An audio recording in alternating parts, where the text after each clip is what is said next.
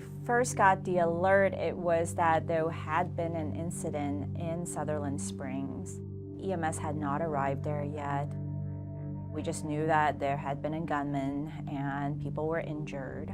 We had 9 patients, 4 of them were children.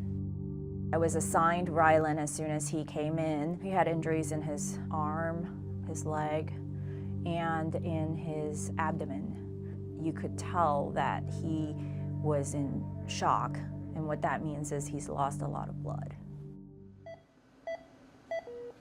We stabilized him in the emergency room by putting in IVs and then starting infusion of blood, and then pretty much right away we went up to the operating room.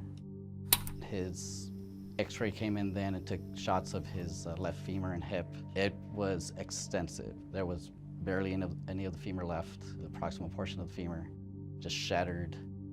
So he had one entry wound on the front of his hip, which shattered most of his proximal femur and also went into his acetabulum, which is the actual pelvis. So if you're talking about a ball and a socket, the ball was exploded and part of the socket was hit as well, although not as bad. Our very first order of business in regards to trying to put his leg back together was determining exactly what bone he had left and what we could do with this kind of jigsaw puzzle bits of bone. At least 5 high-caliber bullets and fragments of debris from inside the church had nearly destroyed parts of Ryland's left side.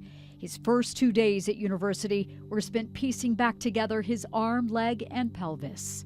So we placed 2 metal pins into his distal femur, and then 1 into the top of his pelvis at his iliac crest, and 1 in his pelvis just above his hip joint.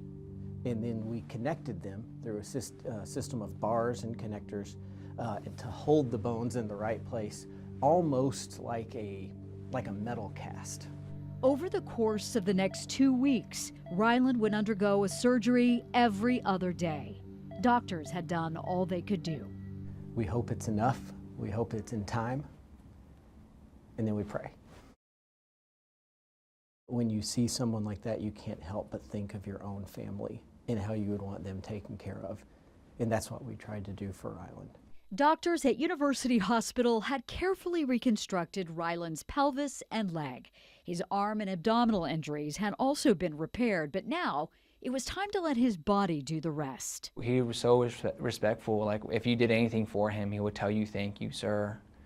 "No, sir." Kenneth Harvey was one of the nurses who cared for him round the clock. I asked him, "Are you in any pain?" That's like first order of business. Obviously, with his extensive injuries, you want to make sure that's well controlled. So he said no, and a very tough little boy would not let you know he's actually in pain until it gets too bad. But with every passing day, Ryland got stronger.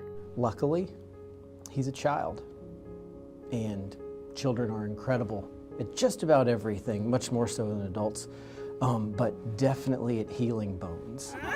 In weeks, he was walking and climbing and laughing. But the shooting in Sutherland Springs had a profound impact on this team.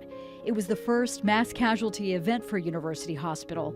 9 victims were brought here, 4 of them kids, including one of Ryland's sisters, Emily, whom they could not save.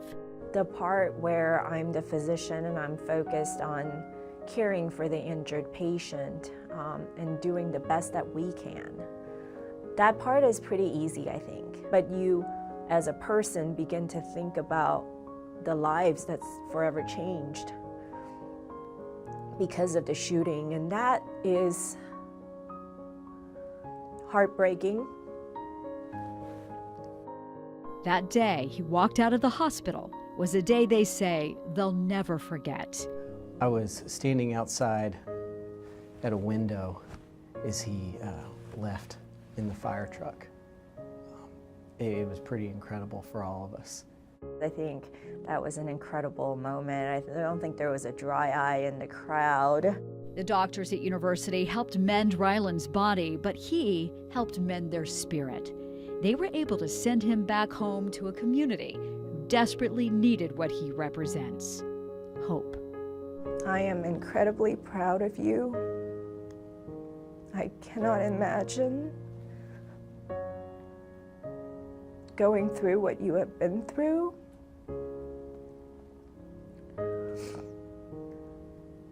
But I am so proud of you for all that you've done, and I hope that you will take this opportunity